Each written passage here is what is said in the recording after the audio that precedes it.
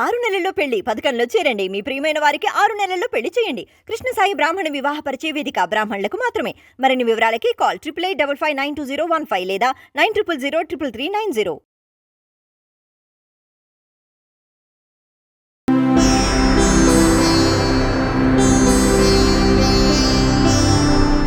వీక్షకులందరికీ నమస్కారం. 2025వ సంవత్సరంలో మిథున రాశి వారికి ఏ విధమైనటువంటి ఫలితాలు కలగబోతున్నాయో మనం ఈ కార్యక్రమం ద్వారా తెలుసుకుందాం. ముఖ్యంగా ఈ మిథున రాశి వారికి గత సంవత్సరం గురుడు అర్ధశుభుడు, ఈ సంవత్సరం మే దగ్గర నుండి జన్మగురుడుగా ఆయన సంచారం చేయబోతూ ఉన్నారు. అలాగే మొన్నటి వరకు భాగ్య శనేశ్వరుడు, ఇప్పుడు దశమ కేంద్రమందు శనేశ్వరుడుగా ఆయన సంచారం చేయబోతూ ఉన్నారు. ఇప్పుడు ఈ రాశి వారికి భాగ్యరాహు యొక్క సంచారం ప్రారంభమైంది. అంటే ఇలా చూసుకున్నప్పుడు దీర్ఘ సంచార గ్రహాలైనటువంటి గురుడు కానీ, రాహు కానీ, శని కానీ అంత అనుకూలమైనటువంటి స్థానాల్లో లేరు. అలానే ఇదేమైనా ప్రతిబంధకమైనటువంటి దోషభూయిష్టమైనటువంటి స్థానాల్లో ఉన్నారా అంటే కాదు. ఇవి యోగించినటువంటి స్థానాలు. మరి గోచారంలో బలం లేనప్పుడు జాతకరీత్యా బలం ఉన్నట్టయితే, అంటే ఎవరికైనా జాతకాల్లో మిథున రాశిలో పుట్టినటువంటి, అంటే మృగశిర 3, 4 పాదాలు, ఆరుద్ర, పునర్వసు 1, 2, 3 పాదాల్లో పుట్టినటువంటి వారు ఎవరైతే ఉన్నారో వారి వారి జాతకాల్లో గనక దశాంతర్దశలు గనక బాగుంటే అప్పుడు ఈ గ్రహస్థితి కొంత తక్కువ ఫలితాన్ని ఇస్తూ ఉన్నా కొద్దిగా జీవితం ముందుకెళ్తుంది. జాతకంలో దశాంతర్దశల్లో అంత బలం లేనప్పుడు మాత్రమే, కొంత గోచారంపై ఆధారపడుతూ ఉన్నప్పుడు మాత్రం కొంత తక్కువ స్థాయిలో ఫలితాలు వస్తాయి. అంటే ఏంటండి, రాజగోపో యశోహాని ఉద్యోగస్య విరోధకం అన్నాడు. వ్యాకులం శోక సంతాప పాపముద్యోగ విఘ్నకం కృష్యాది సర్వ విఘ్నంచ అన్నారు. అలాగే భాగ్యస్థానముందు రాహు ఉన్నప్పుడు ఫలితం. ఇవన్నీ ఏంటంటే ప్రతిబంధక దోషాలు అంటారు. జన్మగురుడు రాజగోపో యశోహాని అంటే వచ్చేటువంటి ఆలోచనలపై ప్రభావాన్ని చూపెడతాడు ఆయన. గురుడు జన్మ రాశిలో ఉన్నప్పుడు ఇక్కడ ఒక విషయాన్ని గమనించాలి. మనం చెప్పుకునే ఫలితాలన్నీ చంద్రలగ్నం ప్రకారమే, అంటే రాశి ప్రకారమే ఉన్నాయి.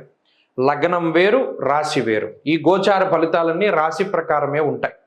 సరే, ఇలా రాశి ప్రకారం ఉన్నప్పుడు, రాశిలో గురుడు ఉన్నప్పుడు పై అధికారులతో సమస్యలు తీసుకురావడం, లేదా ఎవరితోనూ పొసగకపోతూ ఉండడం, ఇండివిజువాలిటీగా మనకి అంత తగినటువంటి ఆత్మవిశ్వాసము, ఆత్మస్థైర్యం ఇవేమీ లేకపోవడము, ఇతరులపై ఆధారపడవలసినటువంటి పరిస్థితులు, ఇవన్నీ కూడా కొంత చికాకుని కలిగిస్తాయి. దీనివల్ల ఏంటి, ఎవరితో సపోర్ట్ కోసం వెళ్తాం, వాళ్ళు సరిగా మాట్లాడకపోయినా పలకరించకపోయినా కొంత ఇబ్బంది పడుతూ బాధపడాల్సిన పరిస్థితులు ఉంటాయి. ఉద్యోగస్య విరోధకం అన్నారు. అటు వ్యాకులం శోక సంతాప పాపం ఉద్యోగ విఘ్నకం అని చెప్పి శనికి శ్లోకం చెప్పారు. ఇక్కడ ఉద్యోగస్య విరోధకం అని గురుడికి శ్లోకం చెప్పారు. అంటే ఇక్కడ మిథున రాశి వారికి ఈ సంవత్సరం మొత్తం దేని మీద ఎక్కువ ఇంపాక్ట్ ఉంటుంది అంటే ఉద్యోగ వ్యాపారాదులపై ఇంపాక్ట్ ఉంటుంది. కాబట్టి కొత్తగా ఎవరైనా మిథున రాశి వారు వ్యాపారం పెట్టాలి, మీ పేరు మీద పెట్టుకోకూడదు. అలాగే ఈ సంవత్సరం ఉద్యోగంలో కొన్ని చికాకులు కనబడుతూ ఉన్నాయి కాబట్టి చేసేటువంటి ఉద్యోగంలో కొద్దిగా కాన్సన్ట్రేషన్ ఎక్కువగా పెట్టి ఎక్కువ కష్టపడి ముందుకు వెళుతూ ఉండాలి. ఇక్కడ అదృష్టం అనేటువంటిది గ్రహస్థితి వల్ల మనకి తక్కువగా ఉంది అని తెలుస్తోంది కాబట్టి అదృష్టాన్ని నమ్ముకోకుండా హార్డ్ వర్క్ నమ్ముకుని ముందుకెళ్ళాలి. అంతేగాక భాగ్యరాహువు కూడా అటు ధనాన్ని పాడు చేయడానికి ప్రయత్నం చేస్తారు. ప్రత్యేకించి మూలధనం పాడు చేసేటువంటి గ్రహం రాహువు. ఏదైతే మీరు దాచిపెట్టుకున్నటువంటి డబ్బు ఉన్నదో దాన్ని బయటకు రప్పించి ఖర్చు చేయిస్తాడు రాహు. కాబట్టి ఈ డబ్బు ఖర్చు పెట్టేటువంటి విషయాల్లో చాలా జాగ్రత్తగా ఉండాలి. ఒకటి. రెండవది, ఈ ఉద్యోగపరమైనటువంటి సమస్యలకు అవకాశం ఉంటుంది కాబట్టి ఈ ఉద్యోగ మార్పులు కానీ, లేదా ఖచ్చితంగా మనం వేరే చోటుకి మారాలి, వేరే ప్రాంతానికి వెళ్ళాలి అనుకునేటువంటి వాళ్ళు కూడా కొంత 1-2 సార్లు ఆలోచన చేయాలి. ఇక మూడవది ఆరోగ్యపరమైనటువంటి విషయాలు. ఇక్కడ ప్రత్యేకించి హెల్త్ సమస్యలు ఏమీ చెప్పబడలేదు, కానీ వ్యాకులం శోక సంతాప అన్నారు. అంటే మానసికమైనటువంటి సమస్యలు ఎక్కువగా ఉంటాయి. అలాగే బృహస్పతి కనుక ఎప్పుడైతే జన్మరాశి సంచారం చేస్తూ ఉన్నప్పుడు కొంత బరువు పెరిగేటటువంటి లక్షణాలు ఉంటాయి. అంటే శరీరం వెయిట్ గెయిన్ అవుతూ ఉండడం, లేదా మనకు ఉండేటువంటి వర్చస్సు తగ్గుతూ ఉండడము, కొంత డార్క్ స్పాట్స్ ఎక్కువగా పెరుగుతూ ఉండడము ఇత్యాది విషయాలు ఈ మిథున రాశి వారిలో ఎక్కువ కనబడుతూ ఉంటాయి ఈ సంవత్సరం. సో ఆ రకమైనటువంటి హెల్త్ ఇష్యూస్ ఉంటాయి. అంతేగాక వంశపారంపర్యంగా ఏదైనా అనారోగ్య సమస్యలు ఉంటే అవి కొంత ఇబ్బంది పెడతాయి. లేదా 99% మానసికమైనటువంటి సమస్యలు ఎక్కువగా ఉంటాయి.